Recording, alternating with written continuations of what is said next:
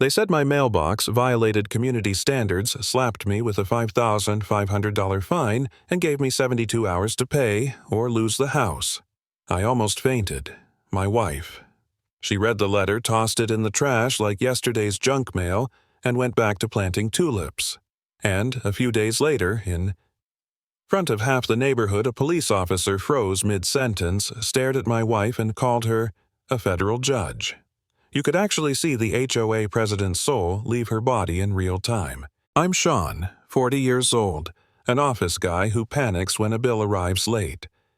My wife, Alicia, is the calm one, always smiling, always with dirt under her nails from the garden. We've been married 15 years, and I thought I knew every quirk she had. Until the HOA nightmare started. Until Christina Wright, our self-proclaimed queen, the HOA president, decided our boring beige mailbox was a crime against humanity. The first violation letter hit like a bomb. $3,500 for the mailbox, $2,000 for non-compliant landscaping, and a foreclosure threat if we didn't cough it up fast. I panicked. I paced the kitchen, clutching the paper like it was a death notice. Alicia folded it gently, smiled, and tossed it in the trash. I dragged it back out, sputtering about legal liens and financial ruin. She just said, perfectly calm, I know exactly what it says, and threw it away again. I thought maybe she'd lost her mind. Then Christina rolled up our driveway like a dictator visiting conquered land. Her Honda Civic coughed smoke like a dying lawnmower with a sign taped to the door that read, Official Business in crayon. She strutted out in fake pearls and a blazer bedazzled enough to blind aircraft wielding a laminated clipboard like it contained the Constitution. She declared our roses were 6 inches too tall and the mailbox hadn't been approved. $5,000 in violations. Processing fees included. I stood frozen, sweat dripping. Alicia just tilted her head, smiling politely, and asked, Could you point me to the exact bylaw that covers mailbox specifications? Christina blinked. That wasn't the script she expected. I could tell she wanted tears, outrage, panic, something. Instead, she got my wife acting like she was quizzing a door-to-door vacuum salesman. Christina left visibly annoyed. Me, I was ready to sell a kidney. 3 days later, she came back with escalated fees. $2,000 in late charges, $1,500 for legal consultation, another $1,000 for lien prep. $8,000 total. She read it off like she was announcing Oscar winners pausing for dramatic effect. Then she smiled like she'd just saved the neighborhood. And my wife invited her inside for coffee and homemade cookies. I swear I nearly passed out. But it got worse. Christina escalated again, this time sending muscle. Morrison, built like a nightclub bouncer wearing a rent-a-cop uniform that almost passed as real. He came stomping up our driveway, threatening liens collections foreclosure. I thought this was the moment my wife would finally break. Instead, she served him iced tea with lemon slices. He sat there sweating while she asked for his badge number and legal jurisdiction. By the end of the conversation, he was practically sprinting back to his car, mumbling about clarifications. I stood at the window thinking, who the hell did I marry? At night, I couldn't sleep.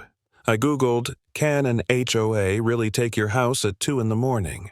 My chest felt like it was caving in. Then, one night I saw a light from the office. Alicia hunched over her laptop, scribbling notes. I caught words on the screen, Title 18 USC Wire Fraud Interstate Commerce Violations. Her notepad had cookie recipes written next to federal criminal codes. That's not normal spouse behavior. I started wondering if I ever really knew her. I was ready to give up. Honestly, there was a moment I thought maybe it's easier to just pay. Maybe I'm the coward here, too weak to fight. Maybe my wife was wrong. Maybe I was wrong for trusting her. But then I saw how steady she was, how every question she asked Christina and Morrison seemed designed to trap them, not us. She wasn't ignoring the problem, she was dissecting it. That steadiness pulled me back from the edge. If she wasn't scared, why should I be? Then came the breaking point. Christina called the actual police. She stood in our driveway rehearsing her victory speech blazer, sparkling like a disco ball. Neighbors gathered some rooting for her, others waiting for blood. My stomach dropped. This wasn't HOA theater anymore. Real cops meant real handcuffs, real records. I begged Alicia to take it seriously. She hummed while organizing the medicine cabinet, like she was prepping for brunch, not arrest. Officer Rodriguez showed up cool and professional. He took Christina's statement, first nodding as she painted herself the hero, the patient leader forced to rein in entitled neighbors. Then he turned to Alicia. I expected excuses, maybe legal jargon to stall.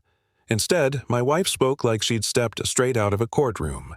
She talked about due process, constitutional protections, enforcement jurisdiction. The officer's pen slowed. Stopped. His brow furrowed. He stared at her for 10 seconds that felt like an eternity. Then his voice cracked. "Wait, are you Judge Turner Williams?" Federal Judge Turner Williams. Silence fell like a hammer. Christina's jaw dropped. Her precious clipboard slipped out of her hands. Morrison, lurking nearby, turned white. And suddenly those utility trucks that had been parked on our street all week popped open. They weren't utility trucks, they were FBI. Agents poured out flashing badges. I swear the air itself changed. Christina's smug little empire collapsed in seconds. The FBI read her charges: wire fraud, conspiracy, racketeering. 47 families across 3 states, over 200 grand, stolen through fake HOA fines. She cycled through denial, anger, bargaining, and finally sat on the curb, hands cuffed, bedazzled blazer glittering like a bad punchline. Morrison was arrested, too, charged with impersonating law enforcement and extortion. The same guy who strutted up our driveway ended up babbling, "I didn't know who she was." The neighbors, half of them, were live streaming. Mrs. Patterson's feed hit 50,000 viewers under the title HOA Karen Gets Federal Justice. Some neighbors suddenly claimed they'd never liked Christina anyway. The hypocrisy was almost funny.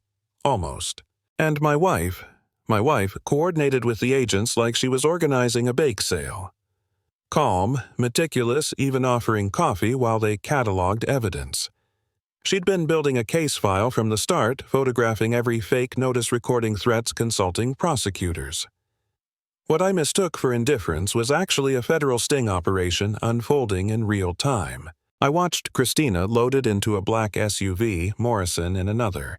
Their faces drained, their authority gone. The same people who tried to bankrupt us were now facing decades in prison. And me, I finally understood.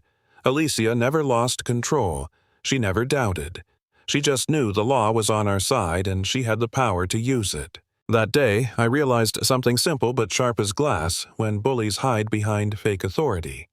The surest weapon isn't fear or money, it's knowing the rules better than they do.